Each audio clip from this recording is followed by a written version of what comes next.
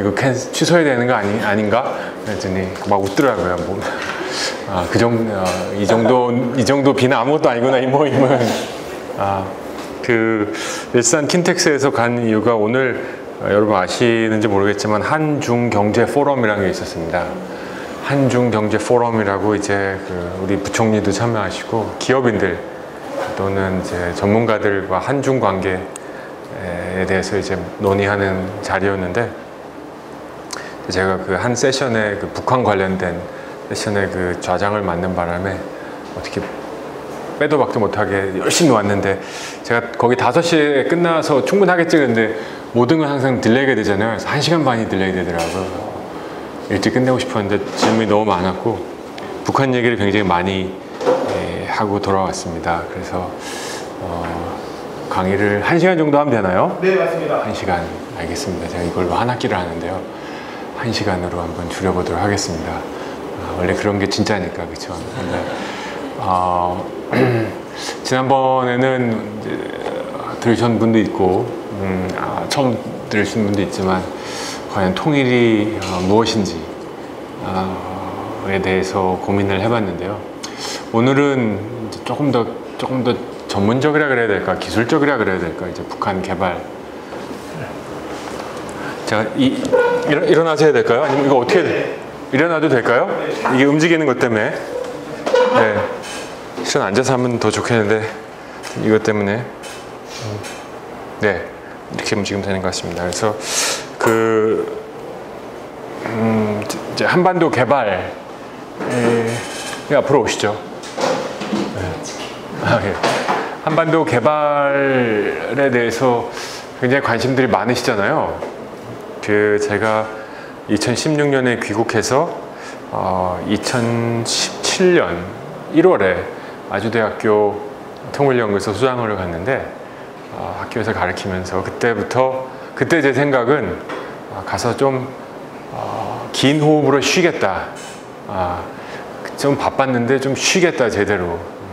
그때 뭐 박근혜 대통령 때 막 다 중단하고 통일 그러면 뭐 아무도 안 쳐다보는 어젠다였거든요. 그래서 야 이거보다 더 편한 어젠다가 없겠다. 근데 갑자기 비가 오기 시작하더니 막 폭풍이 몰아치고 지금까지 왔습니다. 요새 아마 가장 한 이슈 중에 하나가 이게 아닌가 싶고요. 한반도 개발 또는 뭐 슬래시 남북 경협 이렇게 하면요 진짜 인산인해를 이룹니다. 지나가는 개도 관심 있는 것 같아요. 저는. 진짜 어디서부터 그렇게 사람이 나왔는지 인산인해를 이루고요. 저희 연구소가 지금 저희가 12명인데 제가 혼자 시작했는데 12명의 지금 연구원들이 있는데 한 직원은 전화만 받아요. 하루 종일. 하도 뭐가 많아서. 근데 뭐 언론사도 있지만 한 80%는 어딜까요? 맞습니다. 보도 듣도 못한 기업들이 와가지고 최근에는 무슨 부동산 학회에서 연락이 와가지고 북한이 되면 부동산 전망에 대해서 강의를 해달라고 하시고 당신 같은 사람 북한에 못 가게 하는 게 내 업이다라고 속으로 생각했는데 그쪽에서는 지금 이제 여러분 역세권, 숲세권 이런 거 다 아시죠? 평양의 역세권, 숲세권을 분석하고 있대요. 그런 말 들었는데 섬찟하더라고요. 이거 부동산 전공 있으십니까? 하여튼 그 정도입니다. 그래서 자기 업과 지금 이제 앞으로 다가올 한반도 개발이 어떻게 연관이 있을지를 한번 생각해보는 게 아마 굉장한 유행인 것 같고 해야 될 일이 맞다고 생각하는데 저는 좀 불안합니다. 이 얘기를 하기 전에 이제 4월 27일인가요? 4월 27일 남북 정상회담하고 6월 달에 북미 정상회담하고 그때만 해도 막 다 통일된 줄 알았잖아요. 그쵸? 그 도다리에서 우리 대통령하고 위원장이 앉아가지고 이렇게 얘기를 하는 그 순간 봤을 때 감동 안 받은 사람이 있을까 싶을 정도로 되는데 지금 한 3달도 안 된 시간에 많이 달라졌지 않을까요? 저는 지난주에 그 연길하고 백두산하고 블라디보스톡을 좀 다녀왔는데 훈춘에서였는지 연길에서 블라디보스톡에서였는지 우리 폼페이오 미국 국무부 장관이 광복을 취소했다는 얘기를 듣고 취소했다는 얘기를 듣고 이것도 믿을 수가 없군요. 네, 듣고 제대로 꼬였다라는 생각을 했습니다. 제대로 꼬였고 체스를 두든지 협상을 하든지 제가 세계은행에 있으면서 주로 한 게 협상이었거든요. 그래서 협상을 했던 경험을 특히 팔레스타인 이스라엘 협상을 했던 경험을 돌이켜 볼 때 이거는 상당히 꼬인 수다. 그래서 지금은 이거는 김을 뭐라 해야 되나 약간 그 힘을 빼는 수밖에 없다라는 뭐 그 얘기도 나중에 Q&A 때 하겠지만 그래서 저는 이 북한을 우리 접근하는 그 방법 중에 이 경협, 북한 개발을 왜 우리 사회에서 이렇게 관심 있는가를 두 가지로 저는 생각을 합니다. 첫 번째 뭘까요? 왜 이렇게 관심이 있을까요? 영화. 응? 영화. 돈. 네. 또 좀 거창하게 생각하면 우리 조선 사람들은 이 거창한 거 좋아하잖아요. 일본 문화를 여러분 뭐라 하는지 아시죠? 일본 문화를 저수지 문화라 그럽니다. 물이 굴러가고 올라가고 흘러가지고 저수지가 되잖아요. 동경대학교 사회학과 선생님들한테 전공이 뭐예요? 물어보면 저는 속옷으로 박사를 했습니다. 속옷. 저는 만화로 박사를 했습니다. 그래요. 우리 서울대 사회학과 선생님들이 아이 저놈 새끼 저렇게 쪼잔한 놈을 좀 나라와 민족과 이렇게 좀 큰 얘기 좀 하고 구라도 좀 치면서 막 이래야 되는데 네, 그런 차원에서 왜 우리 남북 경협이 이렇게 중요할까요? 개발이 이렇게 막 뜰까요? 먹거리와 관련이 있기 때문이 아닐까. 먹거리, 돈. 그거는 이제 인정. 세계 평화. 세계 평화. 그 이상 없죠, 뭐 그렇죠? 돈. 쉽게 그냥 돈이라고 합시다. 뭐 재원, 뭐 자원. 근데 돈은 돈이지 뭐 그렇죠? 그다음에 세계 평화. 이 중간에 뭐가 있을까요, 그러면? 삶. 아유, 굉장히 깊은 모임인데요, 이제는. 비 오는 날 삶을 노래하는. 자, 저는 두 가지라고 생각하는데요. 저 다 맞는. 첫 번째는 돈이고요. 우리 사회가 어떻게 보면 가장 민감하게 반응하는 이슈잖아요. 그러니까 저는 조금 거칠게 얘기하면 우리 사회는 입금 베이스로 움직이는 사회라고 생각하기 때문에 이 통일이 되면 내 잔고가 올라가는 거야. 아주 많이. 근데 다 올라가는 게 아니라 몇몇 사람은 올라가고 부동산처럼 몇몇 사람은 안 올라가. 그러니까 덤벼들지 않을 사람이 있겠어요? 힐끗힐끗이라도 보고 싶겠죠. 근데 이게 뭐랑 비슷한 줄 아세요? 우리 지난 정부 때 뭐였죠? 통일 대박, 그렇죠? 이거랑 맥이 닿아요. 근데 적폐청산을 최고의 가치로 생각하는 이 정부가 통일 대박론을 끌고 왔다는 게 좀 아이러니컬해요. 그렇죠? 마치 이거는 적폐가 아닌 것처럼. 근데 하여튼 이상합니다. 하여튼 맥이 닿아 있어요. 통일 대박, 경제협. 뭐 맥이 저는 완전히 닿았고, 두 번째는 뭐냐면 저는 한반도 운전자론이에요. 한반도 운전자론. 우리가 중심에 서서 한반도의 운명을 결정하겠다라는 담론인데요. 그걸 하기 위해서 우리가 무슨 수단이 있느냐 봤을 때 우리가 뭐 그 전시 작전권도 없잖아요. 뭐 우리가 군사력으로 뭐 이걸 하겠다, 다 남이 웃을 거 아니야, 그렇죠? 지나간 개도 웃겠죠. 뭐 군사 작전권도 없는 친구들이 무슨 하겠냐고. 러시아에 갔는데 제가 그 동방경제 포럼이 열리는 그 곳에서 러시아 그 동방대학교 교수들하고 토론을 하다가 이 한 친구가 한국의 그 주권은 반쪽이다라는 얘기를 하는 거야. 제가 열을 받아가지고 한참 설전한 경우가 있는데 밖에서 그렇게 봅니다. 우리나라는 주권 반쪽밖에 없다. 군사력을 없는 나라가 무슨 주권 그냥. 그래서 군사는 아니고. 그래서 우리가 가진 게 결국은 경제 아니냐. 그래서 이 경제를 통해서 우리가 한반도 운전자론을 만들어 보겠다라는 거예요. 저는 그래서 이 정부의 경제협력에 이렇게 천착하고 집중하고 강조하는 그 이유가 두 가지입니다. 하나는 식어져가는 통일 담론을 살리기 위해서. 한민족 한핏줄, 지난번에 말씀드렸죠. 이런 거 반응 안 해요, 이제는. 그렇죠? 한민족 한핏줄로 반응 안 하거든요. 그래서 잘 살게 돼. 우리 모두 더 잘 살 수 있어. 이거에는 한 번쯤은 관심이 있다는 거고요. 내부적으로도. 두 번째는 이제 운전자론인데 저는 둘 다 위험합니다. 첫 번째는 이 통일 대박론을 우리 사회에서 저는 굉장히 위험한 시험 폭탄이다. 저는 이제 대학에서 학생들이라고 하면 안 되죠. 학생들을 만나고 가르치는데 이제 이런 세팅 말고 좀 솔직한 세팅 상황이 되면 그 친구들은 통일 대박론 믿지 않습니다. 여러분 믿으실지 모르겠지만 마치 그 돈 있는 사람, 기업들의 잔치가 될고 말 것이다. 아까 얘기한 그 숲세권, 역세권, 평양, 그 뭐 학생들이 무슨 관심이 있겠어요, 그렇죠? 지금 돈 쌓아놓고 투자할 데 없어가지고 지금 그런 사람들의 잔치가 돼. 나는 지금 북한의 청년들과 일자리 경쟁하게 난 더 걱정된다. 북한의 청년이 한 800만 정도 되는데요. 여러분 그네들의 한 달 월급이 얼마인지 아세요? 공산당, 정부, 당원, 우리나라 지금 한 사무관, 과장 이 정도 월급이 2,850원입니다. 2,850원 북한 돈. 근데 이제 환율이 궁금하시잖아요, 그렇죠? 북한, 그러니까 US 달러 일부를 가져가면 북한 돈 얼마를 바꿀까요? 13,000원을 바꿉니다. 13,000원의 일부를 줍니다. 자, 그럼 아까 제가 월급이 얼마나 그랬죠? 자, 일당도 아니고 시급도 아니고 월급입니다. 이런 친구가 남한에 내려와가지고 시간당 한 3,000원 준다. 그럼 이건 뭘까요? 그건 환상적인 상황 아닐까요?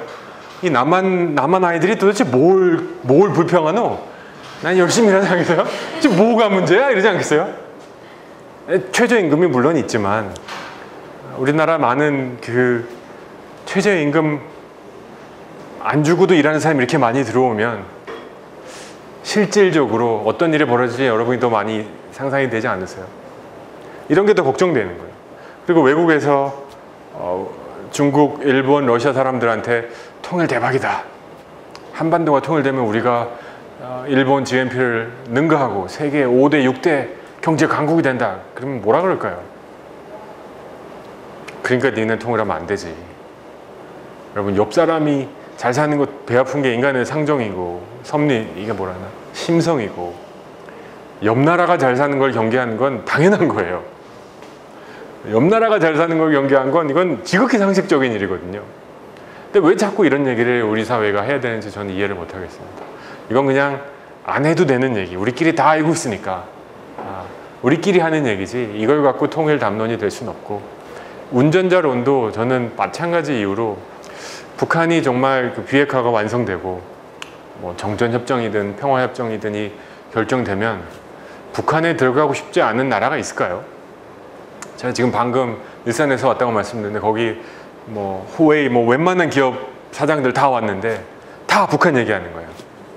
우리도 북한에 관심 있고 우리도 태스크포스 만들고 있고 실은 우리가 남한보다 정보가 더 많다. 사실이에요. 왜냐면 왔다 갔다 할 수 있으니까 더 많이 했어요. 그래서 여기 땅 하면 다 들어갈 거예요. 근데 그 상황에서 남한과 북한은 특수관계라 우리가 먼저 들어가서 경제협력 하겠다. 그러면 저 밑에서 지금 군침 돌고 있는데 국제사회 명분 때문에 비핵화, 뭐 제재 때문에 견디고 있는 친구들이 니네 간다고 그래 너 가서 한번 많이 벌어봐 나 보고 있을게 이럴까요? 무슨 수를 써도 딴지를 올 겁니다. 저는 지금 미국이 바로 그걸 하고 있다고 보거든요. 지금 미국은 바로 그걸 하고 있다고 보는데 우리 사회는 해석을 못하는 거예요. 지금 이게 뭐지? 왜 이렇게 스텝이 꼬였을까? 근데 이 뭐라 역지사지를 한 1초만 해도 되는 문제를 갖고 지금 이렇게 담론을 던지고 있는 거거든요. 그래서 저는 지금은 통일 담론으로도 남북 경협이 조금은 숨을 죽여야 될 때고, 운전자론으로서의 그 수단으로서도 통일 담론 남북 경협보다는 제3의 수단이 필요하다라는 생각을 합니다. 그게 뭔지 이따가 말씀드리고, 그럼에도 불구하고 언젠가 이제 우리가 한반도를 우리가 개발시키고 통일을 이루어야 되는 상황이기 때문에 어떻게 개발할지는 우리가 그림은 갖고 있어야 된다고 생각하는데, 제가 이거를 고민하게 된 거는 실은 뭐 여러 가지 모임들이 있지 않습니까? 이제 별의별 모임이 다 있습니다. 뭐 정벌소도 부르고요. 뭐 하여튼 별의별 단체에서 다 이런 걸 하는데요.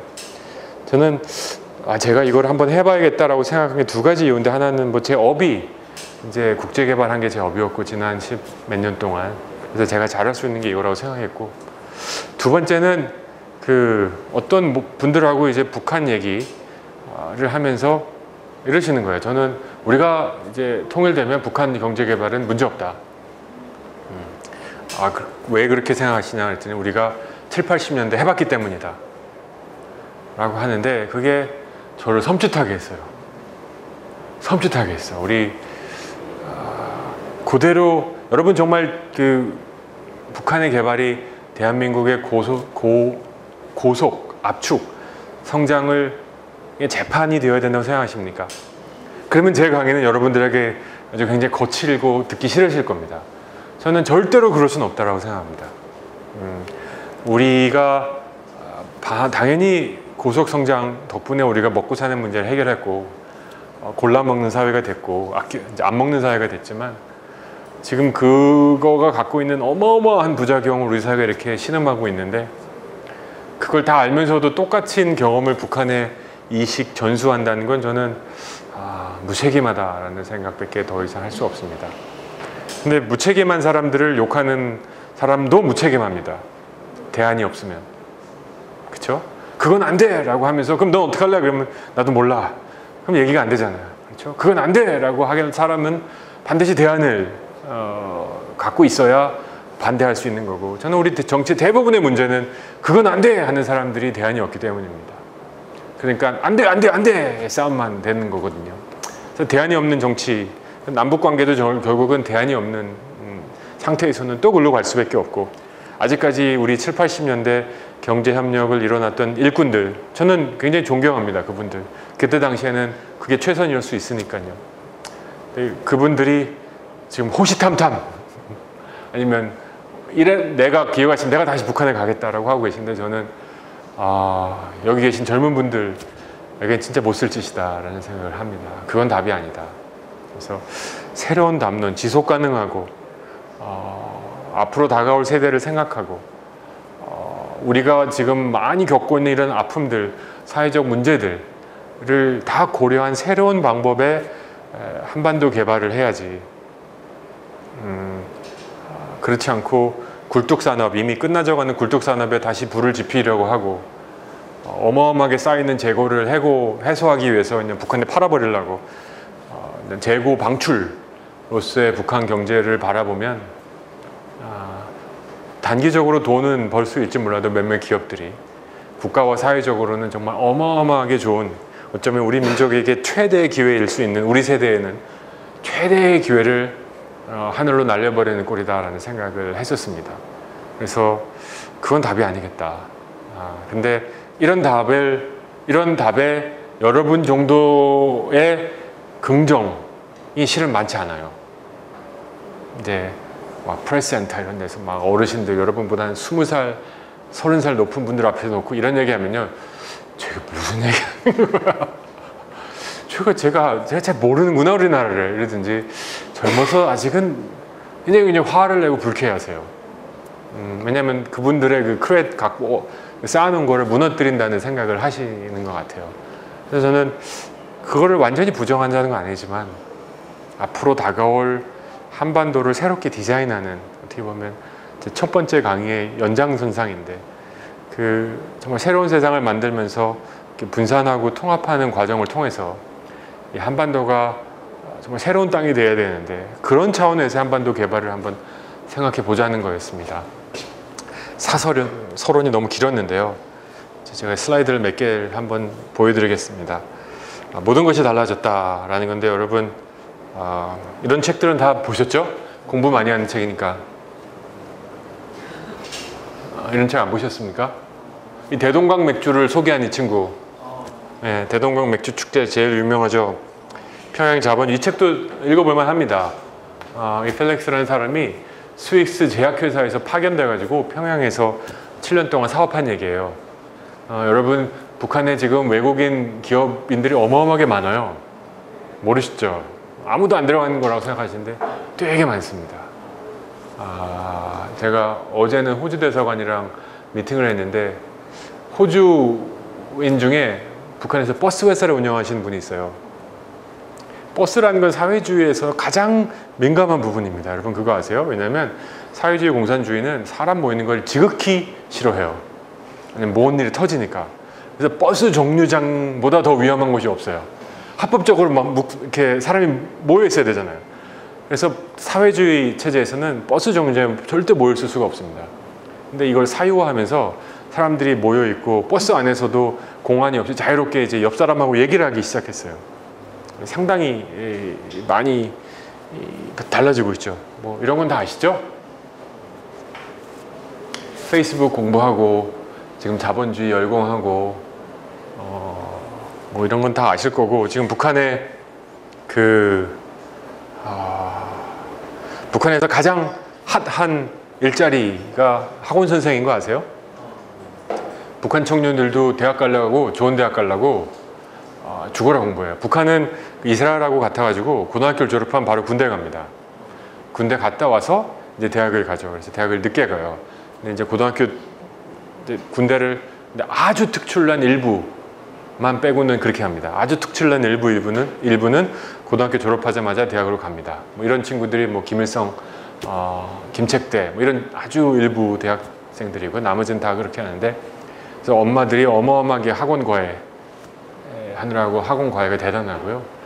평양에서 갔다 오신 분들 아까도 그 조선족 성함이 북경 조선족 사업인 뭐 회장 뭐 이러시더라고요.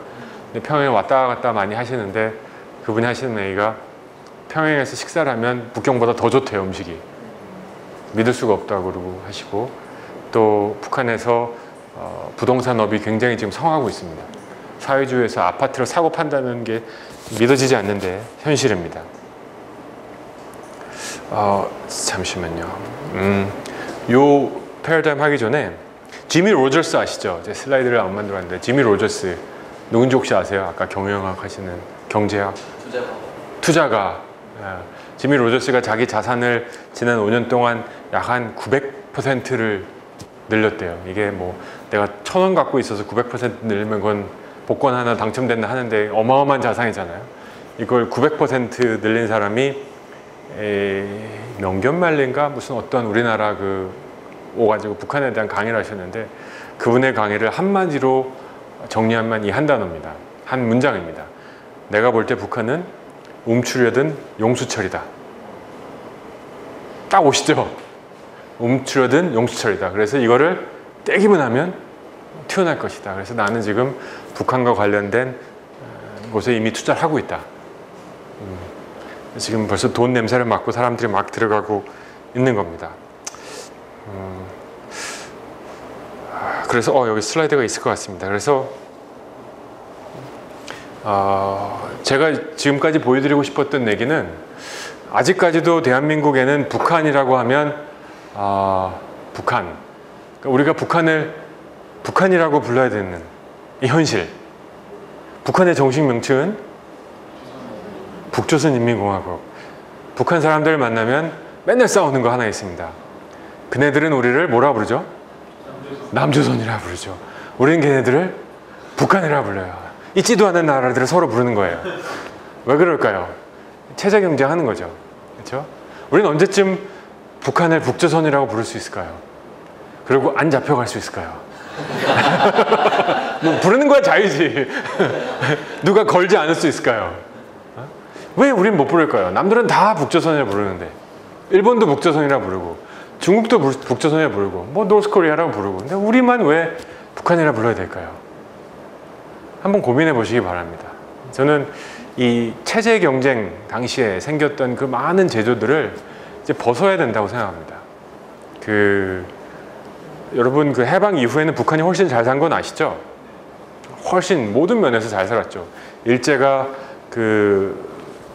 뭐라 그러나 대동아 공영을 만들면서 우리나라를 접수한 다음에 처음 만든 게 제철소잖아요. 그걸 어디다 만들었는지 아십니까? 북한 어디? 원산, 그렇죠? 원산에 만들었고 그래서 거기서 어마어마하게 철이 나오죠. 금강산이 왜 금강산입니까? 뭐하고 뭐가 많아서? 금하고 철강이 많아서. 북한에 많은 게 두 개 있어요. 하나가 여자고 두 번째가 철이에요. 그래서 남남북녀가 그렇게 나온 거예요. 남쪽엔 남자가 많고 북쪽엔 여자가 많다. 그래서 남남북녀. 근데 그게 중요한 게 아니라 철이 많다. 희토류. 어마어마하게 많은데 이런 것들과 북한 하면 아직도 그 고난의 행군 시대, 약 20년 전에 그 사람이 사람을 먹고 막 꽃제비, 정말 비참한 사진들이 믹스가 돼가지고요. 우리 대한민국 사람의 평균 김갑철이라는 사람의 홍길동이라는 아저씨의 머릿속에 북한은 혼란스러워요. 여러분은 어떤 북한을 지금 갖고 계십니까? 여러분의 북한은 어떤 모습입니까? 아까 제가 말씀드린 식당에서 페이스북을 하고 드론을 띄우고, 여러분 북한에도 배달의 민족이 있어요. 스위스 유학생들이 와가지고 배달의 민족 회사를 3개나 차렸어요. 서로 경쟁해요. 그중 한 회사는 드론을 띄워요. 드론으로 음식 배달을 해요. 네, 우린 못하죠. 왜냐면 청와대 근처로 다 금지해요. 근데 거기 그냥 해요. 이런 사회가 현실인데 아직도 북한 하면 이게 애매해지는 거예요. 그러니까 북한에 관한 전략, 북한에 관한 뭐 경제 개발을 떠나서도 북한을 어떻게 상대할까라고 하면 이 상대방에 대한 정체성이 모호하니까 열이면 열 다 다른 아이디어들이 나오는 겁니다. 그러니까 상대방을 알아야 되잖아요. 정확하게. 이건 좋건 싫건. 거기 시작인데. 그렇죠? 연애를 해도 연애를 사람 알아가는 과정이잖아요. 제대로 알아야 뭐 결정을 하지. 안 그러면 사기 결혼 되는 거잖아요. 근데 우리는 스스로 이 혼돈된 상태를 벗어날 생각을 안 하는 것 같아요. 저는 그 중에 가장 큰 게 저는 정부의 규제라고 생각합니다. 여러분, 김정은 위원장 목소리 들을 때 어떠셨어요? 이거 나와도 돼? 그런 생각 안 하셨어요? 이거 잡혀가는 거 아니야? 이거 나와도 돼? 이런 말? 그렇죠. 노동신문 여러분 읽을 수 없습니다, 지금. 왜 못 읽을까요? 노동신문 읽고 북으로 넘어간 친구가 요새 있을까요, 이제? 네? 우리 임승영 선배는 그때 넘어가셨지만 임승영 선배 갔다 오셔가지고 너무 많은 제도들이 생겼어요. 그래서 지금 남북 접촉은 허가일까요? 신고일까요? 허가 받아야 됩니다.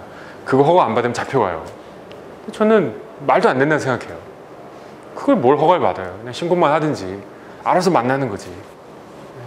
체제 경쟁은 끝나지 않았나 저는 생각이 되거든요. 아직도 그런 구제도가 있어서 이제 북한이 이제 더 이상 검은 백조가 아니다. 검은 백조가 뭔지는 아시죠? 네, 설명을 간단하게 드리면 백조는 원래 하얀색이에요. 근데 남미 어디서 갑자기 이놈이 나타났어요. 그 사람들이 막 싸우기 시작했어. 저게 백조다? 아니다. 백조는 어떻게 된다? 하얘야 되는데 이게 다 백조처럼 생긴데 한 가지만 달라. 검해. 그래서 엄청 싸웠어요. 그래가지고 백조도 검을 수 있다 라는 거 인정하기까지 30년이 걸렸습니다. 그래서 블랙스완이라고 하면 사회학에서 뭘 의미하냐면 우리가 생각하는 고정관념이 우리를 발목을 잡는 거예요. 북한 하면 떠오르는 그 이미지들, 우리의 교육과 여러 가지를 통해서 받은 우리 이미지들, 무서운 놈, 1대1로 붙으면 절대 이길 수 없는 군인과, 그렇죠? 그리고 헐벗어 굶주려 죽는 탈북자, 비참한 현실만 갖고 있는 거예요. 저는 그것도 일부는 사실이라고 생각합니다. 평양을 넘어가면 너무너무 많은 차이가 났지만, 하지만 평양과 상당히 빠른 부분이 우리가 생각하는 거와는 달리 자본의 축적이 이루어지고 초기 자본주의의 모습을 그대로 보여주고 있다. 마지막으로 한 가지 팩트만, 요 하나만 좀 기억해 주시면 좋겠습니다. 우리 오 선생님, 그 대한민국에서 국가가 주는 세금으로 생계를 유지하는 사람이 우리 인구의 몇 %나 된다고 보십니까? 세금만으로. 세금만으로. 공무원, 뭐 군인, 하여튼 국가가 먹여 살리는 인구가 몇 %나 될까요? 뭐 경제 이거 공부한다면서 30%는 좀 많고요. 국가 공무원이 10%를 좀 넘습니다. 10에서 한 14% 정도 돼요. 뭐 기타 등등 하면 뭐 공기업까지 하면 훨씬 높죠. 북한에서 오늘 현재 배급으로 먹여 살리는 인구가 약 25%입니다. 나머지는 지가 알아서 사는 거예요. 90년대 고난의 행군 이후에 태어나서 한국에 온 탈북민들, 젊은 친구들이죠. 아직 한국 사회 적응 능력 탁월합니다. 왠지 아세요? 돈이 없으면 죽는구나 보고 배운 거야. 그래서 한국 사회 너무 자본주의지 않아요? 아니요, 북에서는 죽습니다. 죽었거든 진짜로. 완전 다른 세대입니다. 그래서 이런 것들을 우리가 알아야 상대할 수 있다는 거죠. 이 얘기하면 뭐 계속 할 수 있지만 이 정도로 정리하고요. 그래서 지금 어떻게 하는 것인가? 이제 평화와 번영에 투자하자. 이제 마셜 플랜, Invest in Peace and Prosperity, 이게 이제 마셜 플랜의 모토였죠. 이제 마셜 플랜 나왔을 때 이제 Peace와 Prosperity에 투자하자. 그래서 나온 게 이제 마셜 플랜 다 아시죠? 네. 이제 47년 조지 마셜이 이제 유럽 부흥 계획을 세웠고 황폐화된 유럽 동맹국 지원하는 건데요. 여기서도 한 가지 시사점이 있습니다. 이게 2차 대전 이후잖아요. 근데 조금 더 역사를 땡겨가지고 1차 대전으로 가보면요, 여러분. 1차 대전의 패전국 중에 하나가 독일이었어요. 그쵸? 그래서 1차 대전 직후의 독일을 국제사회가 어떻게 처벌했는지 또는 대했는지 혹시 아시는 분 있으십니까? 우리 맞습니다. 이 공업, 그 유럽의 뭐라 하나 그 산업의 중심지인 독일을 얘네들 말썽쟁이다, 영원한 농업국으로 남겨야겠다 가지고 모든 공장을 해체시켜 버렸어요. 해체 명령을 내렸어요. 그래서 큰 공장 하나씩 다 해체시켜 버리고 감당할 수 없을 만큼의 배상금을 때려버렸어요. 천문학적인 그야말로. 그 결과 어떻게 됐죠? 누가 나왔죠? 히틀러, 나치가 나왔죠. 나치 히틀러가 나오게 된 그 배경은 부글부글 끓는 독일 사람들의 그 정서가 있었습니다. 우리가 진 거 오케이, 우리가 말썽 부린 거 오케이, 근데 이건 해도 너무한 거 아니야? 그러던 찰나에 나치가 나와가지고 네가 잘못된 거 하나도 없어. 실은 우리가 한 번만 더 하면 우리가 뒤집을 수 있어. 확 넘어간 거죠. 뭐 포퓰리즘 플러스였는데 이것이 존재하기 위해서는 들끓던 그 민심이 있었고 그거를 조장한 국제사회의 정책이 있었죠. 어떻게 보면 이건 우리가 북한을 대하는 것 중에 뭐와 비슷할까요? 제재. 그죠? 대북 제재 비슷합니다. 꽉 잡으면 다시는 못하겠지 했는데 겨우 히틀러 나왔거든요. 그래서 2차 세계는 특히나니까 더 이상 히틀러 2는 이제 못 보겠다. 그래서 이번에 어떻게 합니까? 자, 독일도 먹여 살려야겠다. 독일도 어느 정도 먹고 살게 하고 그 대신 국제 질서를 잘 따르게 하자. 폭력 뭐 이런 거 말고 국제 질서를 잘 따르게 하자. 그래서 나온 게 마셜 플랜입니다. 그럼 지금의 뭐랑 비슷하네, 우리 대한민국에? 햇빛 정책이죠, 뭐. 그죠? 잘 살게 하자. 그래서 햇빛 정책과 이 제재는 우리나라만 하는 게 아니에요. 다 보면 다 역사적인 게 있고, 햇빛 정책이 뭐랄까, 이걸 무슨 정책을 할까? 제재 정책? 봉쇄 정책? 뭐라 불렀죠? 상호주의라고. 네, 햇빛 정책에 반대되는 MB와 박근혜 정책이 봉책? 쇄국 정책도 아니고 뭐라 그러지? 하여튼 이게 그냥 굶어 죽이는, 그렇죠? 제재. 작동하지 않았다는 걸 이렇게 1차 세계대전이 분명히 보여주는데 왜 한반도에서는 그게 작동하리라고 믿는지 저는 잘 모르겠습니다. 하여튼 그래서 나온 게 마셜 플랜인데 좀 어마어마한 돈들을 회복한 거죠. 그래서 이 동영상 보셨죠? 이 동영상 보셨습니까? 이 동영상 뭔지 아시죠? 트럼프가 검해지는 거. 트럼프가 김정은. 그렇습니다. 이 사진은 굉장히 흔한데 흔하지 않은 게 요 위쪽은 우리 사진은 완전히 칠흑 같은 암흑이었습니다. 근데 이제 싱가포르에서 트럼프가 김정은한테 보여준 사진이 니네도 이렇게 될 수 있다. 그래서 저거를 만들어 보여준 거고 저 풀 비디오가 유튜브에 있는데요. 진짜 가관입니다. 그걸 이제 트럼프가 김정은과 회담 끝나고 기자회견 하기 전에 트럼프 오는 걸 기다리게 하면서 모든 내외신 기자들한테 보여줬던 비디오의 핵심이거든요. 그래서 결국은 이제 한국판 마셜 정책, 그리고 대한민국 문재인 정부의 표현에 의하면 한반도 신경제 지도, 뭐 이런 컨셉의 그 핵심이 저는 이제 이거라고 저는 생각을 하는데요. 그래서 북한판 마셜 정책을 만들자 해서 폼페이오가 미국은 북한이 한국과 같은 수준의 번영을 달성하도록 준비가 되어 있다, 자꾸 꼬시는 거죠. 북한이 완전한 비핵화를 이행할 경우 미국이 마셜 플랜 같은, 진짜 마셜 플랜이라는 거를 언급했습니다. 그래서 그런 것들이 이제 나오겠다. 그래서 이제 그 전략의 당위성에 대해서 결론을 내리면 올바른 길을 개요하는 첫걸음이고 미국의 국제 지원을 확보하기 위한 절대적 요소고 평화와 번영의 한반도를 만드는 기반으로서 북한을 개발시키는 것은 필요하고 가능한 그런 일이라고 저는 생각을 합니다. 근데 이제 문제는 어떻게 하느냐의 문제잖아요.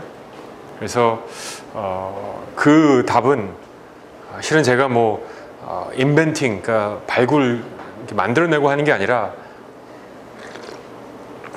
아까 1차 세계대전, 2차 세계대전의 경험처럼 역사와 사례들을, 국제사회를 보면요, 우리 대한민국에 적용할 수 있는 것들이 생각보다 아주 많습니다. 근데 저는 한 가지 좀 안타까운 게 우리나라에서 통일 관련된 소위 선생님들, 선수들은 남북관계를 굉장히 특수적으로 생각하세요.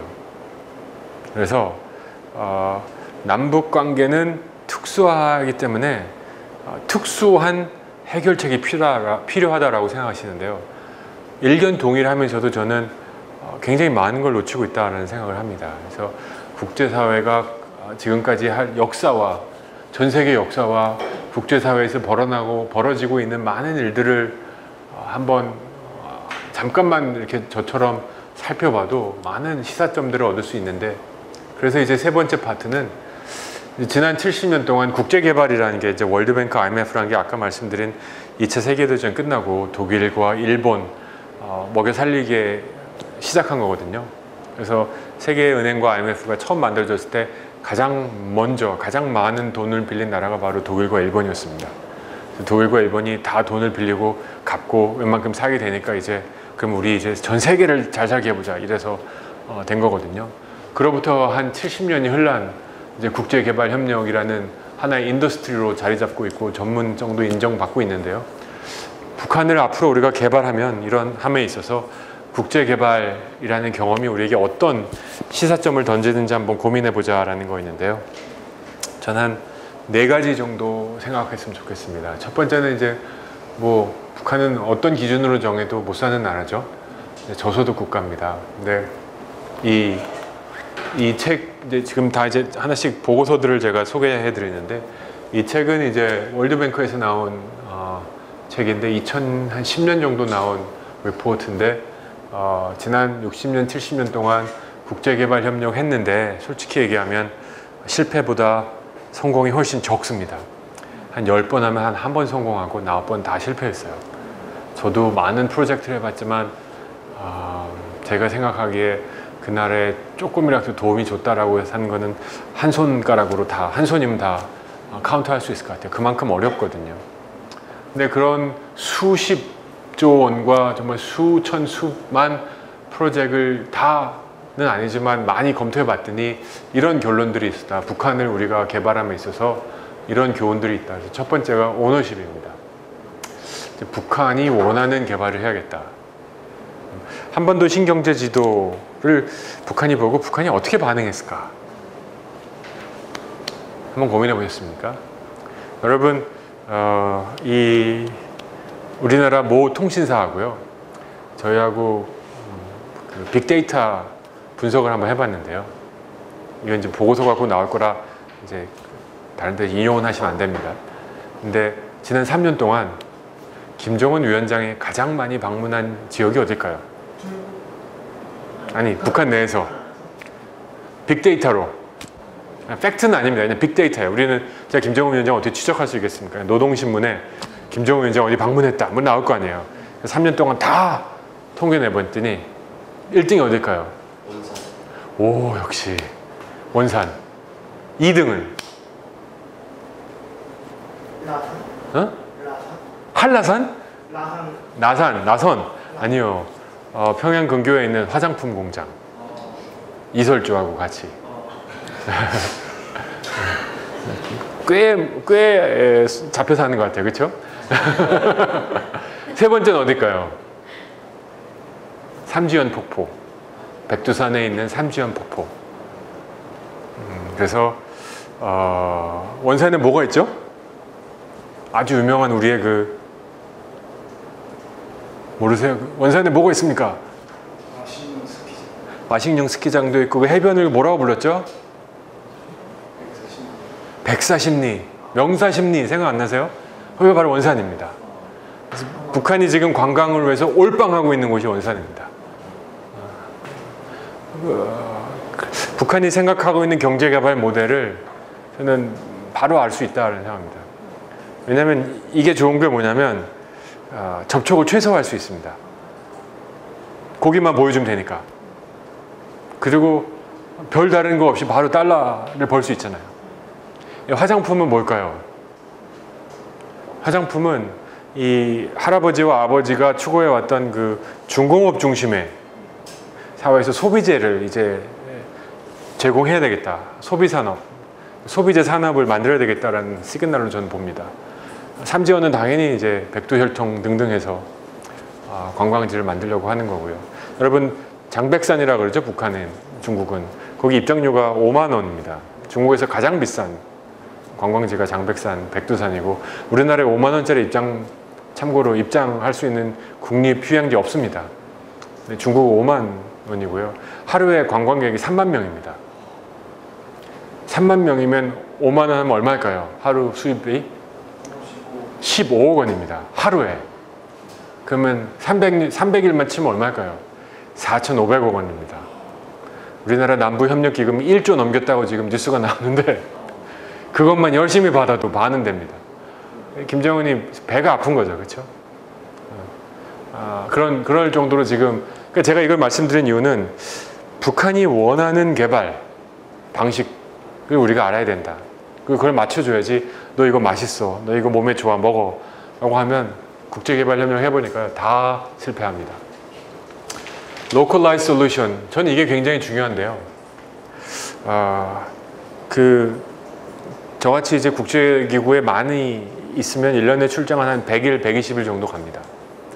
근데 120일 정도 출장을 다니면 이게 인생이 좀 약간 항상 환각 상태에 빠져 있어요. 시차와 이 나라를 옮겨 다니는 게 굉장히 어렵거든요. 그래서 한 나라에 투자할 수 있는 시간이 한 길어야 2주입니다. 이제 가서 그 나라하고 협상을 하고 IMF 같은 차관 협상을 하는 거거든요. 근데 이런 거의 연속인데 아무것도 없는 백지 상태에서 공항에 도착하는 건 자살행위입니다. 대부분은 그 짐가방에 이 나라에게 제공할 정책 제안은 다 들어있습니다. 그리고 이거를 첫날부터 설득하는 거죠. 너희는 이게 필요해. 왜냐하면 옆에 나라 내가 가봤는데 이렇게 하니까 되더라. 그러니까 이거 해. 그러면 끝나는 거거든요. 근데 그거는 실은 옳진 않아요. 왜냐하면 그 나라에 대해서 분석하고 이해하고 그 나라에 필요한 정책을 만들어야 되는데 현실에 그렇지 못합니다. 근데 대부분의 개발협력하는 사람들이 이런 오류에 빠집니다. 내가 해봤거든. 저기서 됐거든. 우리도 그럴 수 있습니다. 대한민국에서 이렇게 했더니 성장했거든. 대한민국에서 국유화하고 정부 주도로 하고 대기업 키우고 이렇게 했으니까 됐거든. 새마을운동 니네도 해. 새마을운동 필요해. 당분간은. 이렇게 우리 됐거든. 근데 북한 현실을 모르는 거죠. 북한 현실, 사회주의에서 70년 산 사람이 새마을운동 받으면 아마 미칠 겁니다. 미칠 거. 그걸 우리가 모르는 거예요. 그래서 이런 localized solution이 필요하다는 거. 그 다음에 이것도 있지만 네 번째는 이제 non-state financial resource라 그래서 우리 가장 통일 담론 중에 통일 대박의 동전의 뒷면은 바로 통일 비용입니다. 통일을 좋아하는 사람도 통일 대박이라서 좋아하고 통일을 싫어하는 사람도 통일 비용 때문에 싫어하고 그러니까 결국 돈이야. 입금 베이스로 움직이는 사회이기 때문에 결국 이거가 답이 안 나오면 안 되는 거예요. 통일 비용 중에 가장 많은 게 내가 세금 내기 싫다는 거잖아요. 여러분 통일을 원하십니다. 대부분 통일을 원하고 관심이 있어서 오셨겠죠. 근데 조건이 있습니다. 여러분의 세금이 한 50% 늘어야 되겠습니다. 그러면 무기명으로 투표하면 좀 달라질 거예요. 이탈자 나올 거예요. 이게 현실이니까. 사람이 어쩌겠어요. 정부 재정에서 지금 얼마나 돈을 더 뺄 수 있을까? 굉장히 비관적입니다. 지금 현재 우리 남북협력기금이 1조 2천억 원 정도 있는데요. 매년. 1조 2천억 원이 어느 돈인지 저도 만져본 적은 없지만 여러분 분당 아시죠? 분당. 분당이 지금 60만 정도 됩니다. 근데 그게 처음에 디자인할 때 한 40만 디자인한 거거든요. 이거 디자인하는데 2, 3조 들었습니다. 이거 뭐라나 인프라 까는 거. 물론 뭐 민간 기업에서 아파트 짓는 비용 빼고요. 뭐 상하수도 도로 까는데 2, 3조 들었습니다. 자, 1조 갖고 할 수 있는 게 이 정도예요. 근데 지금 뭐 분당 하나 져가지고 북한 개발 하겠습니까? 우리가 필요한 돈이 얼마 수준인지 이제 아시겠죠? 근데 지금의 우리 현실은 세금도 안 낼 거고 국가 재정도 없고 뭐 그래서 세계은행에 돈 빌리지 택도 없는 얘기입니다. 나중에 기회가 되면 말씀드렸지만 별로 나올 거 없습니다. 그럼 돈이 어디서 나오느냐? 이게 지금 가장 큰 문제입니다. 중국, 일본 돈 많잖아요. 그러니까 우리가 제공할 수 있는 재원에 동그라미 몇 개를 더 붙입니다. 근데 여러분 아무리 같은 민족이고 같은 핏줄이라도 내가 딴 사람 와가지고 내가 10억, 100억 줄게. 이거 같이 하자. 근데 야, 우리 같은 민족이니까 내가 1,000만 원밖에 없는데 그래도 일단 날 믿어봐. 이러면 여러분도 웃잖아요. 그렇죠? 지금 70년 동안 기다린 사람들인데 70년 동안 지금 기다려가지고 처음 개발하려고 한 사람들인데 돈이 없으면 안 되거든요. 근데 답은 있습니다. 제가 지난주도 그 다녀오면서 학생들 한 20, 30명 데려갔는데 열이면 열 다 통일 비용을 걱정하더라고요. 제가 그랬어요.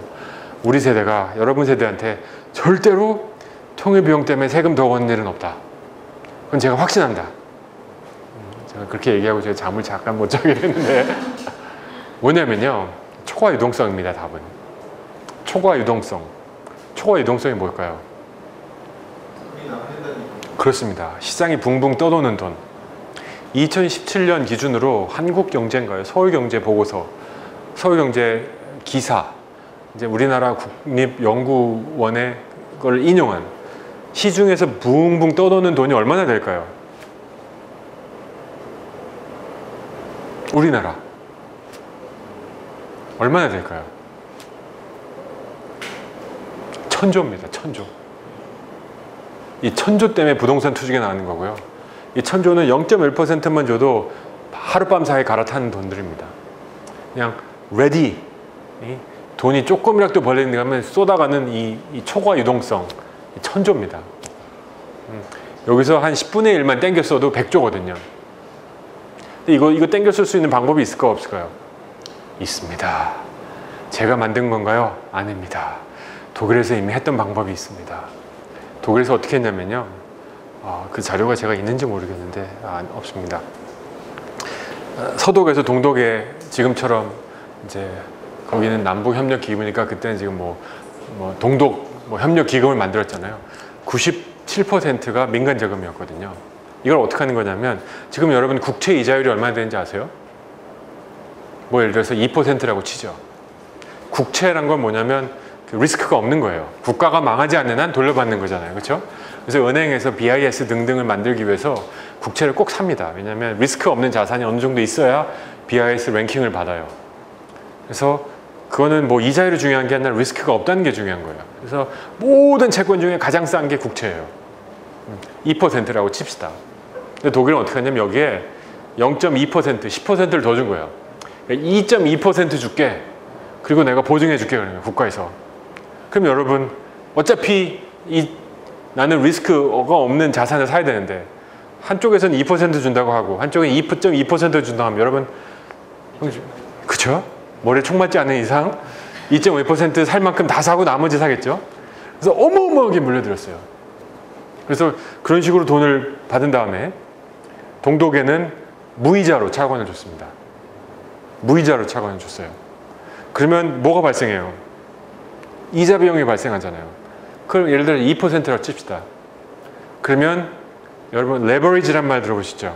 저는 우리나라 말에 영어가 너무 많아서 좀 굉장히 불편한데 레버리지는 한국 단어가 없는 거예요. 지렛대 이게 조금 아닌 것 같아요. 그래서 몇 배죠? 50배, 50배. 1불 갖고 있으면 50불을 땡겨 쓸 수 있는 거예요. 그 돈을 이자만 주면 되니까. 우리가 지금 얼마 있다고 그랬죠? 남북협력기금 1조. 그걸로 얼마 땡길 수 있는 거예요? 50조 땡길 수 있는 거예요. 조금 더 늘려서 2조면 100조 땡겨 쓸 수 있는 거예요. 시장에서도 원해. 주겠다고 하는 거야. 갈 데가 없으니까. 우리는 100조가 필요해. 뭐가 문제야 도대체? 다 좋은데 왜 안 하는 건지 모르겠어요. 이게 뭐가 문제야, 그렇죠? 이거 위험하지 않을까? 동독에서 이미 다 했어요. 그래서 열심히 갚았어. 실은 갚지는 않았어요. 왜냐하면 돈을 빌려줬는데 20년 차관이었거든요. 근데 그 전에 동독이 망했어. 통일돼 버렸어. 그래서 걔네들은 안 갚고 그냥 캔슬해 버렸는데요. 우리도 그렇게 하면 돼요. 우리도 그렇게 하면 되는 거예요. 돈 걱정하실 필요 없어요. 돈 걱정하실 필요 없습니다. 돈 1000조씩 있어요. 지금 이 돈이 지금 어디 갈 데가 없어서 지금 우리 정부도 끙끙이에요. 돈을 그래서 막 용산 개발한다, 여도 개발한다 난리 난 거 아니에요, 막. 다 지금 그 조금 이자 때문에 지금 옮겨 다니는 건데 이자 국채급으로 리스크를 보존해 줄 테니까 돈 대. 얼마나 좋겠어요. 하여튼 문제는 비정부 주도의 재원을 만들어야 된다는 겁니다. 제 아이디어가 아니라 개발협력 해보면 당연한 건데 아까 말씀드린 것처럼 우리나라 통일은 너무 특수한 관계에 빠져있기 때문에 이런 국제적 사례들을 눈을 돌리지 못하는 게 아쉽습니다. 두 번째는 전환경제. 북한은 체제 전환. 제가 한 5분 정도만 하고 끝낼게요. 공산주의, 사회주의에서 넘어온 거거든요. 근데 여러분 사회주의, 공산주의를 경험해 보시지 못하셨죠? 저도 경험해 보지 못했거든요. 근데 저는 약간은 경험해 본 게 제가 주로 일한 게 어떻게 우연히 그 동구권 붕괴 됐을 때 그 나라들 중앙아시아 이런 나라들에서 일을 해봤는데요. 아주 우리랑 다릅니다. 아주 우리랑 다르고요. 특히 나이 드신 분들은 적응을 못합니다. 이 체제전환국들에서 많은 병원이 아주 많은 환자를 가지고 있는 병원이 있는데 이게 바로 정신병원입니다. 이 사회주의 국가에서 자본주의로 넘어오면요, 이 멘탈 쇼크가 어마어마한 것 같아요. 그래서 나이 드신 분들은 거의 100이면 100 사회주의 시절을 그리워하십니다. 그러니까 일이란 거는 의미가 별로 없었던 거예요. 9시 가서 5시 집에 오면 집 있고 배급 받고 아프면 병원 가고 나도 병원이 별로 마음은 안 들었지만 너도 그렇고 나도 그런데 그냥 다 그렇게 사는 거예요. 근데 자본주의가 되면 어떻게 해야 돼요? 죽어라 살아야 되잖아. 내가 내 먹거리를 벌지 않으면 죽을 수도 있다라는 이 위협이 40대, 50대의 인생이 되면 여러분 아직 그 나이가 안 돼서 모르겠는데 심각한 거예요. 이 쇼크를 견디질 못해요. 이거 어떻게 할 것인가. 그리고 세 번째는 기회불균형. 두 번째는 이게 뭐냐면요, 저는 지금 우리 대한민국이 북한과 협력함에 있어서 또는 많은 국제단체들이 굉장히 평양 중심적으로 개발을 합니다. 북한이 그렇게 원해요. 그냥 그쪽이 지배층이니까. 근데 이게 어마어마한 시사점을 갖고 있습니다. 실은 우리나라도 그랬어요. 어떤 분이 한 분이 있는데 제가 실명을 거론은 못해요. 그분이 저한테 얘기해 주셨어요. 내가 있잖아, 해방 이후에 우연히 미군 기지 옆에 살았어. 그래가지고 그 한번 내가 김미 초콜릿 했었던 애야. 김미 초콜릿 하다가 초콜릿을 너무 많이 주니까 내가 그걸 팔았어. 그리고 진짜 입양이 되셨어요. 마음씨 좋은 분한테 입양이 돼가지고 미국으로 가가지고 공부를 했어요. 공부를 해서 아주 허접한, 지금으로 보면 이름도 없는 미국 대학에서 박사를 하셨어요. 들어왔는데 유일한 박사인 거야, 그 분야에서. 그래서 2년 만에 학회장이 되셨어요. 그리고 아주 유명한 대학교 총장이 되고 교육부 장관까지 했어요. 자, 이게 뭐가 이분을 이렇게 만들었을까요? 또 다른 분은 이분만큼의 IQ와 지능과 있는데 저 강원도 산골짜기에 살았어. 미군이랑 한번 보지도 못했어. 학교란 것도 보지도 못하고 그 시대 분처럼 그렇게 살았어요. 이 차이가 뭐였을까요?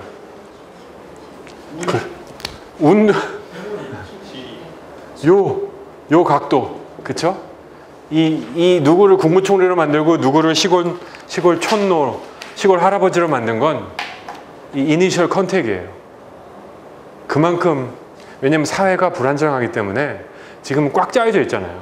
근데 그때는 거의 와일드 웨스트야.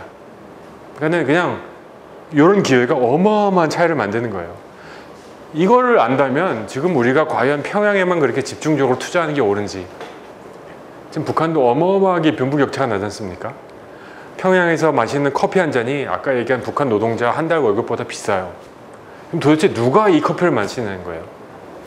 근데 우리가 자꾸 경제협력 하게 되면 이 친구들, 이 사람들이 가장 수혜자가 될 가능성이 많거든요. 전 그건 바람직하지 않다고 생각합니다.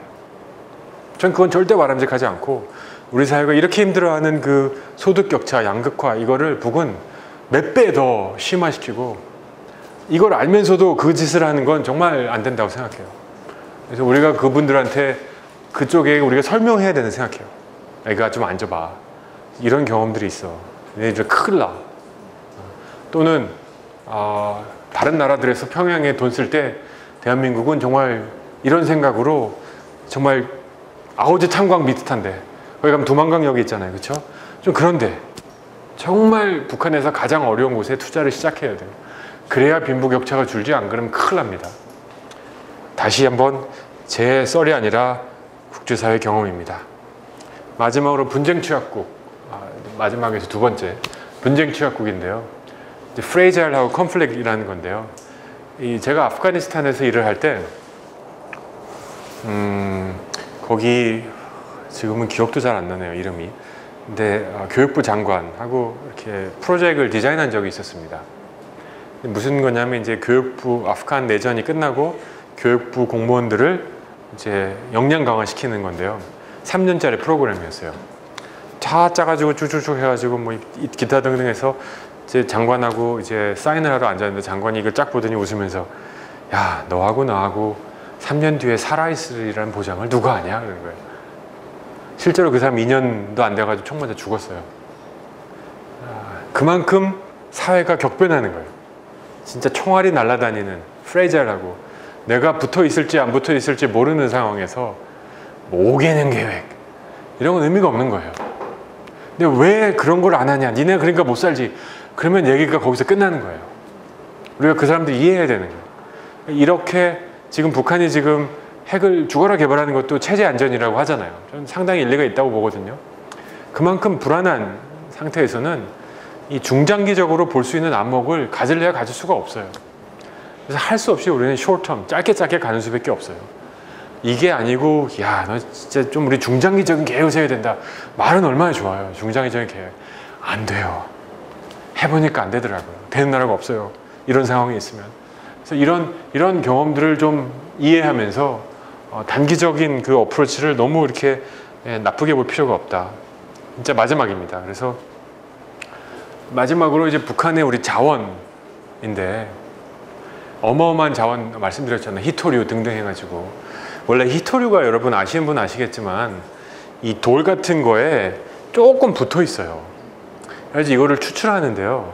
어마어마한 노동력이 들고요. 어마어마한 화학약품이 들어요. 그래서 이게 굉장히 반환경적 산업이에요. 그래서 일본 같은 데는 히토류가 많은데도 이거 개발을 안 해요. 너무 많이 오염이 돼서. 근데 중국은 하죠. 뭐 그런 거 생각 없으니까. 근데 북한에 있는 히토류는 이 밀도가 너무 높아. 그냥 길에 가다가 보여요. 그래서 이걸 추출하기 너무너무 좋아요.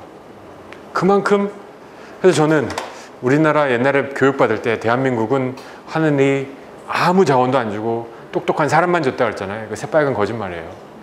우리 대한민국을 한반도로 보면요. 어마어마하게 많은 자원을 받았어요. 근데 그게 우연히 저 위쪽에 다 있어요.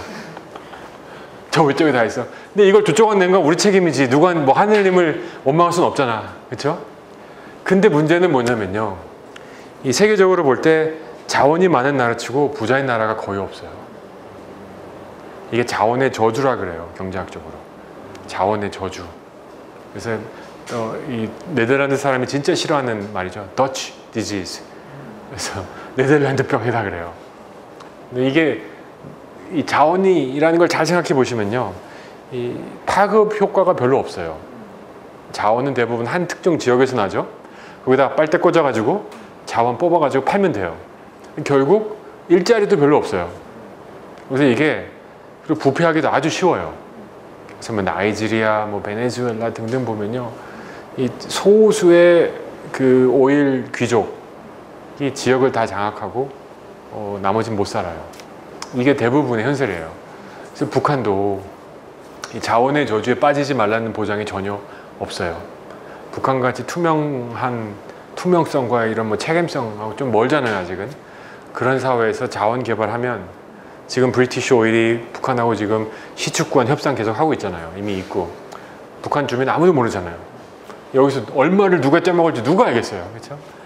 이런 상황이 되면 안 되잖아요.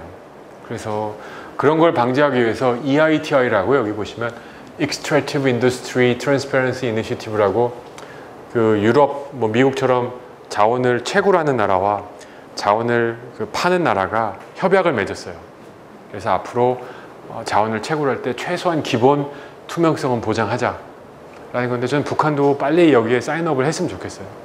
그래서 정말 우리 민족이 아주 귀한 자원들이 몇몇 소수의 손, 특히 외국 자본의 손에 들어가지 않았으면 좋겠다라는 생각을 해요. 그래서 이런 좀 뭐라 그럴까요?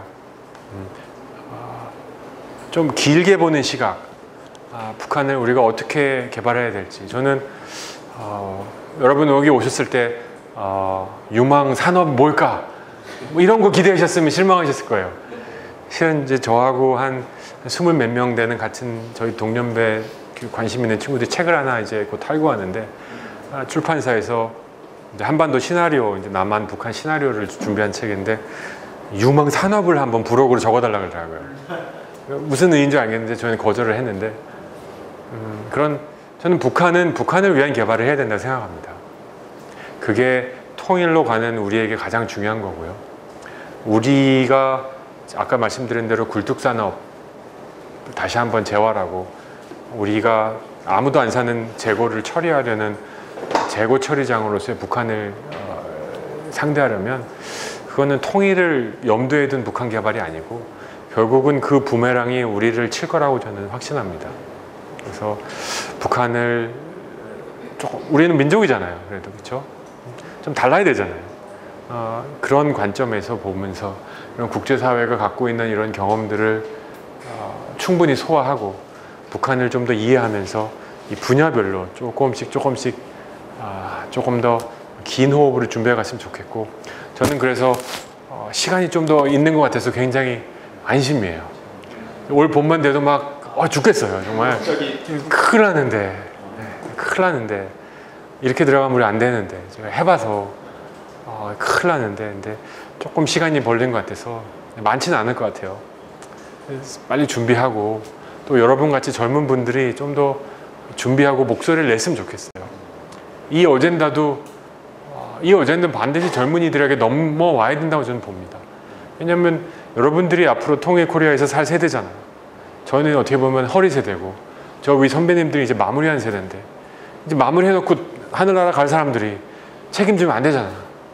저는 그러기 위해서는 여러분이 빨리 새로운 담론을 들고 나오고 북한 개발을 향한 새로운 기존의 담론과 다른 담론들을 의미 있게 만들어, 아까 얘기해드렸잖아요. 반대는 대안이 없으면 아무 의미가 없다고. 그래서 대안적인 이런 담론을 만들어내는 그런 분들이었으면 좋겠습니다. 자, 시간을 너무 초과해서 죄송하고, 전 강의는 여기까지 하고, 시간 조절 제가 역시 실패했거든요. 많은 슬라이드들이 조금 더 있는데, 아닌데 이게 한 학기 한 거라 여기까지 가면 정신 없습니다. 예, 요거까지만 제가 설명드릴게요. 근데 제가 생각하는, 그리고 이제 여러분들하고 관심 있는 분들하고 계속 지금 나름대로 만들고 있는 북한 개발을 위한 3대 축인데요. 하나는 이제 지속 가능성입니다. SDG라고 아시는 분은 아시죠? 이제 북한의 지속 가능, 유엔에서 말한 지속 가능 목표, 2018년 유엔 보고서에 처음으로 북한이 실렸어요.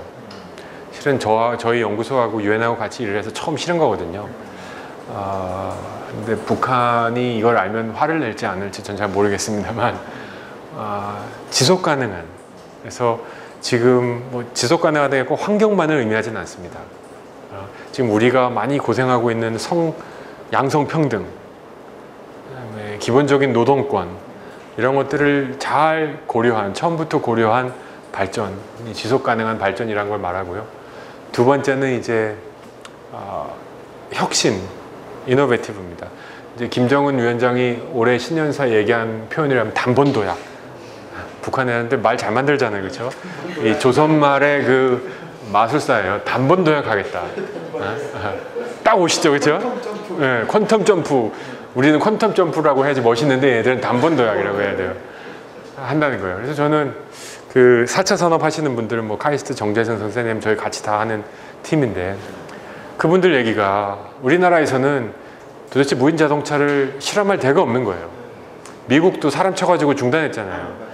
근데 이렇게 복잡한 사회에서 어떻게 무인 자동차를 시험하냐. 근데 자동차 성능도 문제인데요, 여러분. 자동차 하려면 뭐가 필요해요? 보험이 있어야 되잖아. 보험회사에서 무인 자동차 보험료를 산정을 못해. 사고율이 안 나오니까. 그래서 지금 미국만 지금 기다리고 있어요. 미국이 어떻게 하나. 근데 왜 그래야 되는 거예요? 그래서 북한은 지금 막 빈 땅 많잖아. 그리고 신도시 광교같이 판교처럼 만들면서 아예 처음부터 무인 자동차만 다니게 하자는 거예요. 이 동네는 무인 자동차만 다닌다. 그런 식으로 우리가 드론 우리 못 하잖아요, 지금.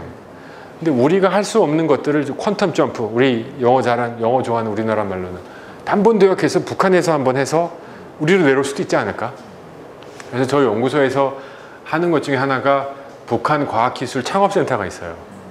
이게 뭘 하는 거냐면 북한 과학기술을 이용해서 우리나라에서 창업하는 거예요. 북한 과학기술 재밌는 거 되게 많아요. 우리나라보다 탁월한 기술 꽤 많아요. 저희 연구소에 있는 연구 교수님 한 분이 북한에서 온 탈북인이신데 북한에서 실제로 ICBM을 만들다 온 친구예요. 진짜 재밌어요. ICBM 만든 얘기하면. 근데 하여튼 여러 가지 기술들이 있는데 그걸 우리 사회에 이용해서 혁신을 하자. 제발 굴뚝산업 재판하지 말자라는 거고.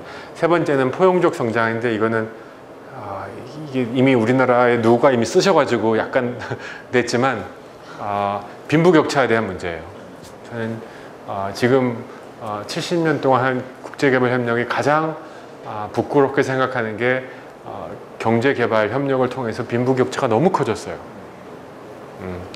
이러려고 한 거 아닌데 소위 모든 개발협력 프로젝트의 부산물로 빈부격차가 커졌어요. 그래서 앞으로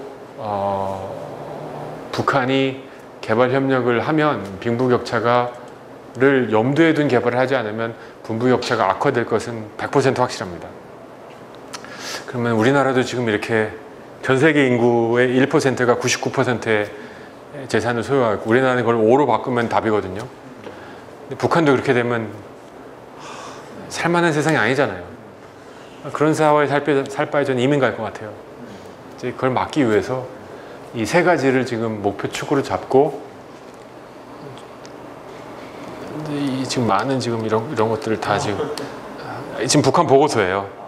이거는 데모크라틱 리퍼블릭, 이건 남한이고요. 보고서 드리고 단번도약, 이제 혁신, 포용적 발전. 그래서 포용적 발전은 저희 목표는 bottom 40%입니다. 무슨 의미냐면 소득분 기준으로 하위 40%의 소득과 자산의 성장률이 상위 60%보다 1%라도 빨라야 돼. 그러면 언젠가는 따라잡을 거예요. 그래서 아주 간단한 정책입니다. 그냥 기억하기 쉽잖아. bottom 40. 그래서 모든 정책이 bottom 40를 도와주느냐 아니면 안 도와주느냐로 저는 기준을 잡습니다. 우리나라도 그랬으면 좋겠어요. 우리나라 모든 정책이 과연 이게 하위 40%의 자산과 소득이 더 빨리 성장하는 데 도움이 주느냐. 그러면 시간이 언젠지 모르지만 따라잡을 거 아니에요. 지금 대부분의 정책은 여기에 뭐라 그러나 여기에 적용되지 않습니다. 솔직히 말씀드리면. 그래서 지금 여러 가지 개발의 그 수단들, 정책 제안, 돈이 들어가는 인베스트먼트, 그다음에 역량 강화 뭐 등등 해서 프로그램과를 장단기로 지금 계속 만들고 있고요. 이제 또 한편은 이제 아까 얘기한 그 재원 마련하신 분들이 마련하고 있습니다. 그래서 각 분야별로 관심 있는 분들이 들어붙어 가지고 열심히 연구하고 계시고 또 한 달에 한 번 정도는 다 만나가지고 맞춰봐야죠. 그래서 지금 계속 맞춰 나가고 있는데요. 관심 있는 분들 연락 주셔서 같이 하셨으면 좋겠고요. 전문성보다는 저는 창의성이 더 여기서는 중요한 것 같아요. 전문성의 그 단점, 과거의 성공이 미래를 막아버리는, 내가 해봤는데 되더라. 그러니까 정부 분들을 모시면 뭐 이걸 고민해, 그대로 하면 되지. 근데 그걸 모르는 분들이 오히려 이렇게 보면 어떨까? 저렇게 보면 어떨까? 저희는 민간 연구소잖아요. 뭐 책임질 것도 없잖아. 그냥 막 던져보는 거예요. 그러다가 세상 바꾸는 아이디어 나올 수 있을 거라고 저는 믿어요. 자, 여기까지입니다. 감사합니다. 결국 북한 개발에 들어가는 시드머니, 북한 개발에 들어가는 어떤 초기 자금을 어떻게 형성할 것인가의 문제인데, 아까 소장님께서는 그 유동자금, 한반도에 있는 유동자금을 채권화해서 일종의 남북협력기금을 채권화해서 채권보다 조금 더 높은 금리를 주고 기금을 만들어서 그걸로 북한 개발의 초기 자금으로 쓸 수 있다, 뭐 이렇게 말씀하셨는데, 사실은 그 현실성 부분하고, 그 다음에 일본으로부터 받는 또 일제 피해 배상금도 있지 않나요? 그것도 아직 안 받은 채로 그냥 이렇게 계속 이어지고 있어서, 우리는 박정희 정권에서 되게 8억 원으로 그냥 퉁쳐버렸지만 북한은 한 100억 달러 정도는 받을 수 있는 걸로 다들 그렇게 생각을 하는데, 그것도 사실은 북한 개발의 또 시드머니가 될 수 있지 않을까라는 생각이 들고, 근데 이제 그럴 경우엔 그 돈은 북한 정부가 가지게 될 테니까 그 북한 개발의 주체가 북한 정부가 되는 거고, 근데 이제 남북협력개발기금 같은 걸 채권화한다면 그 개발의 주체는 누가 되는 건지, 그 돈을 쓰는 주체는 한국 정부가 되는 건지, 그것도 좀 궁금하고 그렇습니다. 여기까지 일단 정리해서 중간 답변을 한번 해주시죠. 예, 저는 9시까지 다 정리하고 나가야 되는 줄 9시 반이군요. 네, 다행이네요. 훈춘블라디는 저희 연구소에서 매년 그 교수님하고 학생들을 한 25 이렇게 전국에서 모집해요. 이번에는 뭐 다르트머스에서도 오고 이렇게 방문을 하는데요. 이제 그냥 관광이 아니라 그 중앙일보에서 했던 평화 오디세이 같이 전문가들을 모시고 학생들 거의 새벽 2시까지 매일 잡아놨죠. 그 일주일 동안 술 한 잔도 안 먹이고 아주 속았다라는 인상이 역력했었습니다. 학생들이. 네. 저는 거기 가서 실은 또 하나의 지금 아이디어를 지금 추진 중인데, 거기 혹시 가보셨으니까 보면 그 전망대 있잖아요. 러시아와 이제 중국과 북한이 다 보이는 곳인데, 그 전망대를 안 가보셨으면 꼭 한번 가보시길 바라고, 북한과 러시아가 이렇게 나누고 있는 국경, 대부분 중국의 북쪽 국경은 중국이에요. 북한의 북쪽 국경은 중국이에요. 근데 러시아와 나누는 그 국경의 거리가 18km 정도 됩니다. 18km가 어느 정도 되냐면 인천공항에서 인천대교까지예요. 저희 신의 한 수예요. 그럼 중국의 입장에서는 나쁜 알바끼고, 뭐 지네가 진 거니까 어쩔 수 없지만, 근데 이게 우리에게 무슨 의미가 있을까? 그리고 또 우리에게 굉장히 중요한 땅이거든요. 이런 땅에서 저는 지금 그쪽에 거기서 보이는 그곳이 바로 아오지예요. 그 산 바로 넘어 아오지 탄광인데, 예, 그리고 거기는 여기 바로 두만강역이에요. 아주 역사적인 역이죠. 여기에 지금 두만강 국제학교를 하나 만들려고 지금 제가 지금 또 미친 짓을 한번 시작했습니다. 그래서 민족사 광고 같은 거 아시죠? 그런 거를 두만강 국제 중고등학교를 하나 북한 쪽에 만들어 보려고 하고 있어요. 되면 여러분들 와서 가르쳐 주세요, 선생님 해서. 근데 그쪽에서 사업을 하시는 그 비즈니스맨하고 로컬 당국 굉장히 호의적을 받았고 펀딩도 크게 어렵지 않을 것 같아요. 그래서 진짜 제대로 된 국제학교를 그쪽에 하나 세우면 그 지역은 제가 볼 때 선착순이에요. 선착순이기 때문에 우리 민족의 그 풋프린트가 어려 있는 곳이잖아요. 반드시 저는 우리가 풋프린트를 넓혀야 된다고 생각합니다. 하여튼 그래서 갔다 온 거예요. 지금 거기 갈 때마다 잠이 안 와요. 화가 나서. 그 특수성과 보편성 말씀하셨는데 그렇습니다. 결국은 북한은 우리에게 100% 보편적일 수는 없어요. 특수하죠.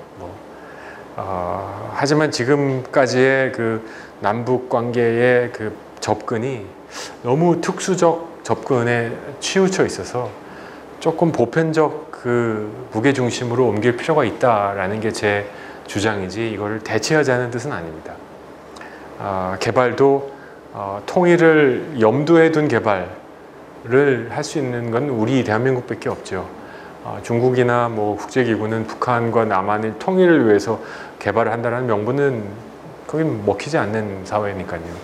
그래서 특수성과 보편성을 우리가 어떻게 조화시키느냐는 결국은 특수성과 보편성을 양쪽의 칼날을 다 갈고 있는 사람만이 답을 찾을 수 있습니다. 특수성에 치우쳐서 보편성을 보면 가벼워 보일 거고요. 보편성에 치우쳐서 특수성을 보면 외골수처럼 보일 겁니다. 근데 이 양날의 칼을 두 개를 다 갈고 있는 사람은 때에 따라서 칼을 쓸 수 있겠죠. 그래서 이런 능력을 갖고 있는 사람들과 사회적 그 목소리들, 우리 모든 국민이 이걸 다 할 수 있을까 하는 조심스럽게 좀 저는 조심스럽습니다. 그러지 않을 수도 있습니다. 하지만 최소한 정책을 하는 사람들, 그리고 사회적 그 여론을 만들어가는 사람들, 여러분같이 관심 있는 사람들은 이 양날의 칼을 다 우리 사회가 써야 된다라고 또는 알고 있어야 된다라고 저는 생각합니다. 이제 점점 어려운 질문으로 가시는데 이제 혹시 누구시죠? 제가 네. MBC 박세현 기자라고 그러시군요. 반갑습니다. 죄송합니다. 그 OD에 10년 전에 관심이 있어 그랬는데 굉장히 빨리 관심이 있으셨던 것 같고요. 교수님 때문에 강제적으로. 그렇죠. 너무. 교수님이 그걸 공부를 좀. 누구셨죠? 저는 그 중앙대 북한개발협력학 석사. 이상만 교수님 혹시? 제 친구였어요. 그렇죠. 네, 알겠습니다. 그러셨을 거고, 국제사회가 북한을 접근할 때 북한에 돈이 못 들어가는 이유가 크게 두 가지인데요. 하나가 방금 말씀하신 데이터가, 두 번째가 뭘까요? 제재. 제재. 비슷한데 인권입니다. 이 인권 문제를 해결하지 않으면 어려운데요. 그것도 한번 기회가 있으면 얘기해 봤으면 좋겠는데, 우리 사회는 북한과 대화하고 싶어서 인권을 잠시 저기 뒷자리에다 파킹 시켜 놓아야 된다는 사람과, 인권을 위해서라면 판을 깨도 된다는 이 양극론에 우리 빠져 있어 가지고요, 답이 없습니다. 절대 그렇지 않거든요. 근데 그건 좀 이따 얘기하고, 데이터는 이게 북한이 데이터가 없는 건 맞습니다. 근데 북한만 없는 게 아니라 사회주의는 다 그래요. 이게 사회주의를 하려면 결국은 이 사회를 통제해야 되잖아요. 이 가장 아킬레스건은 데이터입니다. 제가 A라는 나라 그 동구권에서 일을 할 때 협상 막바지가 됐는데요. 꽤 큰 차관이었어요.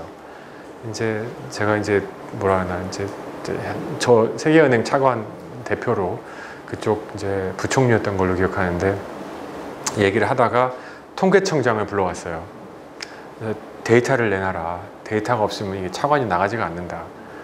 가지고 통계청장 부총리가 없다고 하고 판이 깨졌는데, 부총리가 이게 뭐라 그럴까, 아는 관계니까 너만 봐라고 데이터를 줬어요. 근데 저희 직원이 이걸 사고를 쳤어요. 그걸 공식 문서에 실어버린 거야. 그래서 그 다음날 통계청장이 감옥에 갔어요. 안 풀어줬어요. 그건 거의 반역죄급이었어요.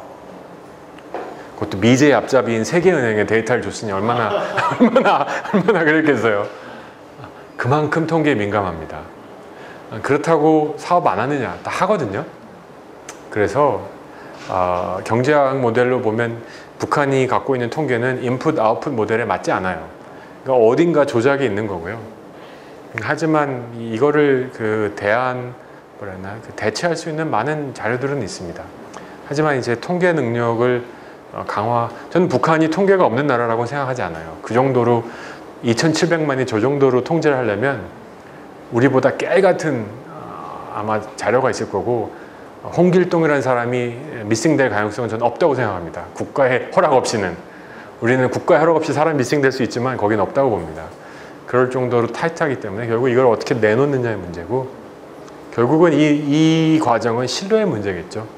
그러니까 당신과 내가 이 데이터를 놓고 얘기하는 것이 당신한테 도움이 된다라는 설득을, 그리고 그 사람들이 확신을 할 때까지는 데이터가 없는 상황은 지속된다고 저는 봅니다.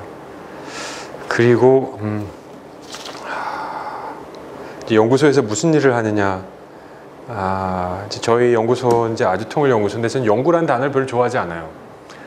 우리가 연구를 그렇게 많이 하는지도 잘 모르겠고, 약간 무슨 양산박 같은 느낌이 들어요. 별의별 사람들이 다 와요. 탈북하신 분도 오고, 뭐 저희 이옥중 교수님도 저 연구소에 같이 계시고, 선생님이시지만 그쪽 얘기도 많이 하시고, 뭐 기업한 분 중에도 와서 하시고. 그런데 그래서 저는 별명이 이제 통일을 만드는 집이다라고 생각을 해요. 근데 저희가 생각하는 담론은 기술적인 담론보다는 가장 큰 거는 가치적인 담론을 많이 합니다. 앞으로 우리가 살아가야 될 새로운 세상, 아까 제가 농담 반, 진담 반, 입금 베이스로 움직이는 사회라고 말씀드렸는데, 저는 이런 사회가 싫어요. 여러분도 싫었으면 좋겠어요. 그런 사회는 저희 자식들한테 물려주고 싶은, 후배들한테 물려주고 싶은 사회가 아니에요. 그래서 가치적인 담론을 하는 팀이 있고요. 그분들은 이제 법을 한 친구들, 뭐 헌법재판소 은퇴하시는 우리 선생님들, 뭐 이정민 선생님들, 이런 분들 같이 굉장히 많이 공부를 하고 있습니다. 정의와 사랑, 자유, 민주, 이런 충돌되는 것 같은 가치들과 북한이 주장하는 가치들을 어떻게 우리가 묶어서 하나의 가치로 만들 것인가를 공부하고, 두 번째는 아까 얘기한 그 개발에 대한 축. 저희가 유일하게 안 하는 건 외교 안보입니다. 외교 안보는 선수도 없고요. 다 많잖아요, 전국에. 저희까지 뭐 거기 뛰어들어서 저희가 사회에 기여할 수 있는 바도 없다고 생각하고요. 또 세 번째는 아까 말씀드린 그 과학기술 연구를 많이 합니다. 북한 창업센터가 있는데, 거기 이제 아까 말씀드린 그 ICBM 만들다 온 친구가 이제 우리나라 와서 또 서울대학에서 화학과로 박사까지 했어요. 아주 굉장히 똑똑한 친구인데, 이제 북한에서 유명한 그 기술들 가지고 우리나라 창업 청년들한테 실질적으로 북한이 그렇게 퍼주기만 해야 되는 대상이 아니라 우리가 뭔가 얻을 수 있는 대상이다. 지금 하고 있는 건 공기청정기예요. 북한이 갖고 있는 공기청정기의 핵심 기술인 필터, 정말 놀라워요. 우리나라 웅진 이런 코웨이에서 보면 어떻게 이런 필터를 만들 수 있는지 놀랍다고 할 정도로, 그리고 싸요. 근데 문제는 특허권이 걸려 있어요. 그래서 이걸 어떻게 할까? 특허 변호사들을 지금 달려붙어가지고, 박찬훈 변호사 같은 팀이에요. 거기서 열심히 연구하고 있어요. 그래서 특허만 해결되면 쓰고 싶은 게 너무너무 많아요. 그래서 그래서 하나의 성공 모델을 만들어 보고 싶어요. 상생하는 게 이 방향성이 꼭 일방적이진 않다. 우리가 무조건 다 주고 걔는 무조건 받아먹는 게 아니라, 이 상생, 물론 뭐 50대 50은 아니겠죠. 하지만 상생한다는 그 메시지는 상징적으로 굉장히 중요할 것 같아요. 그래서 그런 것도 하나 하고, 많아요. 뭐 우리 연구소 프레젠테이션 하면 또 아니까 여기까지 하고, 그 자본, 채권, 이 말씀하시는데 시드머니라고 하는데, 첫째, 초기 단계에서는 북한이 그렇게 돈을 많이 관리할 능력이 없다고 저는 생각을 해요. 근데 이 아이들한테 너무 많이 돈을 주는 건 바람직한 거 이 비유는 적절하지 않습니다만 가난한 나라에서 오일이 터지면요 대부분 나라가 혼란스러워집니다. 전쟁나고 내전나고. 그렇죠. 그 예산에 갑자기 매년 막 동그라미가 한두 개씩 더 붙어. 막 100조 쓰다가 1000조 쓰고 1000조 쓰다가 1경 쓰는 나라는 관리가 안 돼요. 북한도 절대로 그건 바람직하지 않습니다. 그래서 저는 북한 예산이 이제 우리가 차관을 주면 예산이지 않습니까? 20% 이상 증가하는 건 저는 바람직하지 않다고 봅니다.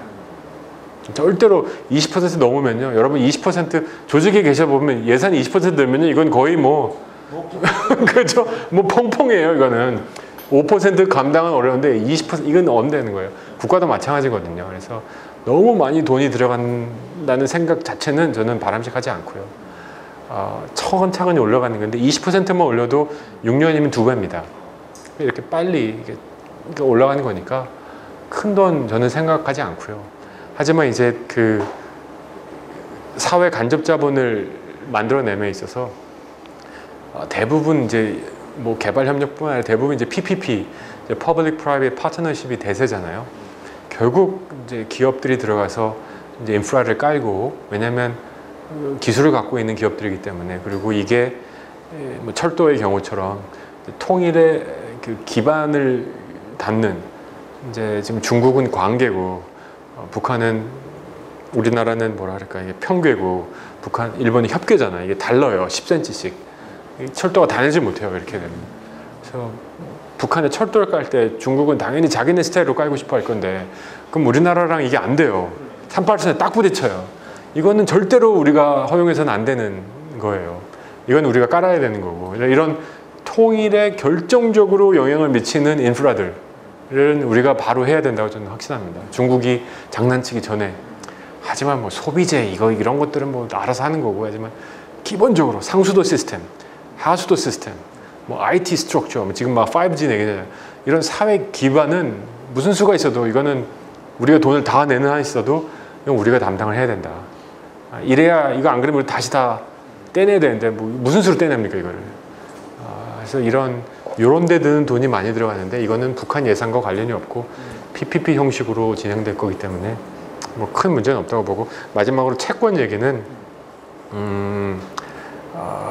이 돈을 지금 우리 현재 남북협력기금을 담당하는 수출은행이나 산업은행이 하면, 이거는 그 기관들의 신용등급을 당장 쫑크 쓰레기로 만들어 버릴 수 있습니다. 왜냐하면 북한에 투자하는 돈을 내 신용이란 게 없거든요. 이건 뭐 거의 리스키 100% 투자니까. 예. 뛰어먹지.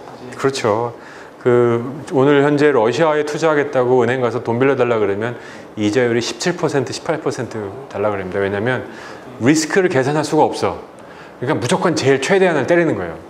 러시아가 그런데 북한에 투자하겠다고 돈 빌려달라 그러면 그 대출 심사하는 사람이 뭐라 그럴까요? 그냥 당분간은 최대.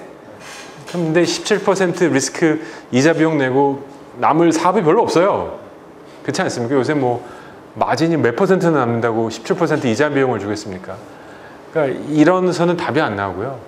저는 스페셜 그 에이전시, 다른 기관이 따로 하나 만들어져야 됩니다.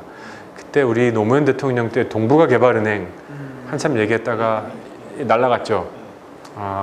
이게 은행으로 갈지 이게 펀드 개념으로 갈지 모르겠지만, 그것도 저희가 지금 고민하고 있고 연구하고 있는 분야 중에 하나인데, 이런 스페셜한 게 있고, 크레딧 레이팅의 그 신용 등급에 크게 좌지우지 않는 그런 기관이 있어야 됩니다. 그 기관이 없고 다른 기관에 이거를 부담시키면 아마 망할 겁니다. 일단 여기까지 하고 윤정원 씨 다시 소감 좀 질문. 좀 빠르게. 어쩌부터 해야 될까? 빨리빨리 해야 되는데. 그 이탈리아를 통일한 마치니 아시죠? 네. 마치니가 한 유명한 말이 있잖아요. 이탈리아, 통일 이탈리아는 이루었지만 이탈리아인이 없다. 이제부터 이탈리아인을 만들어야겠다. 여러분, 우리가 이제 통일을 준비하면서 통일된 사회를 꿈꾸고 생각해보고, 통일된 나라에서 살 수 있는 통일 코리아인을 찾기가 아직은 어려운 것 같아요. 그냥 통일돼 버리고 그 나라에서 사는 거는 굉장히 어색할 거예요.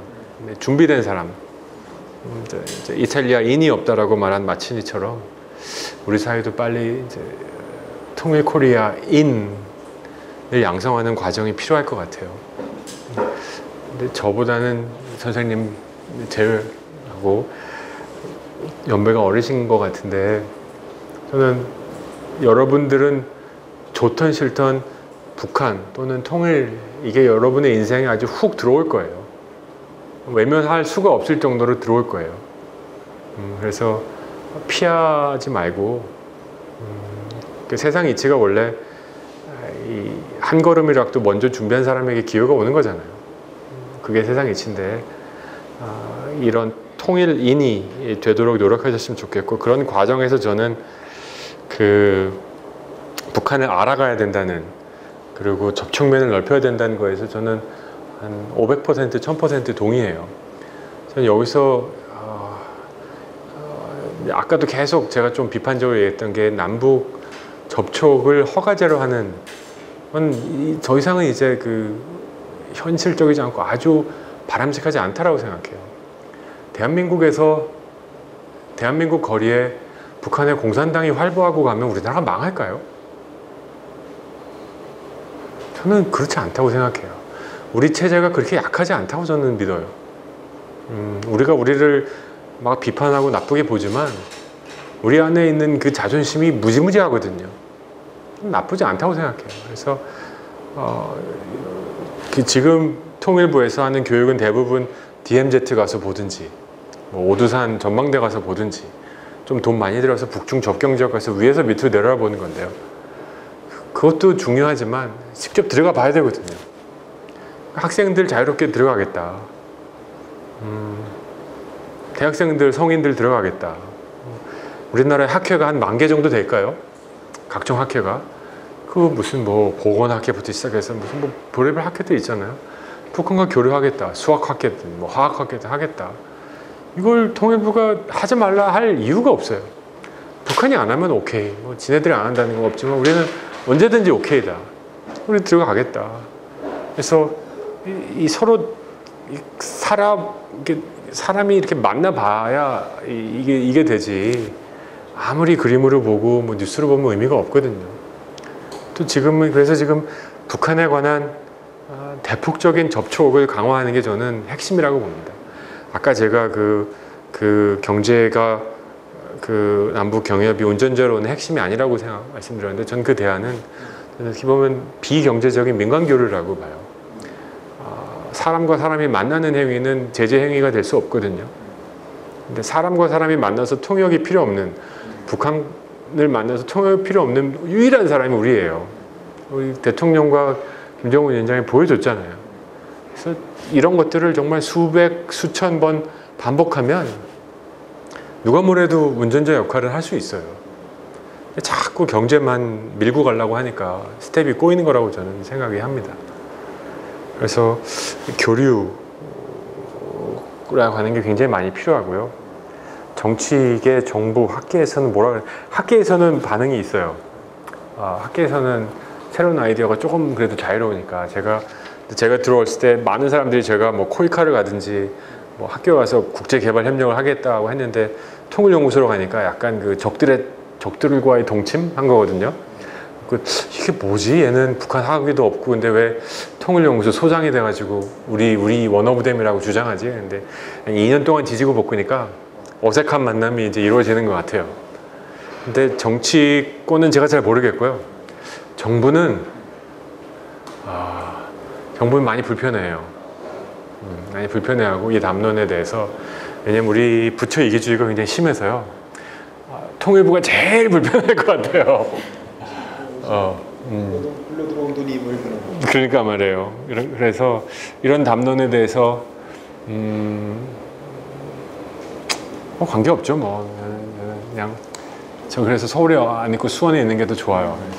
그래서 많이 안 불러서 좋고 생각할 시간이 있어서 좋고 마지막으로 왜 세계은행에 있다가 북한에 왔냐 그랬는데 뭐 저도 잘 모르죠. 근데 조국의 땅 냄새가 좋아서 나라마다 냄새가 있어요. 아세요? 외국에 가보시면 중국의 그 냄새, 그 동경이 내리면 그 냄새. 근데 저는 우리나라 냄새가 좋아요. 어쩔 수 없는 것 같아요. 여기까지 하시죠 뭐. 네, 감사합니다.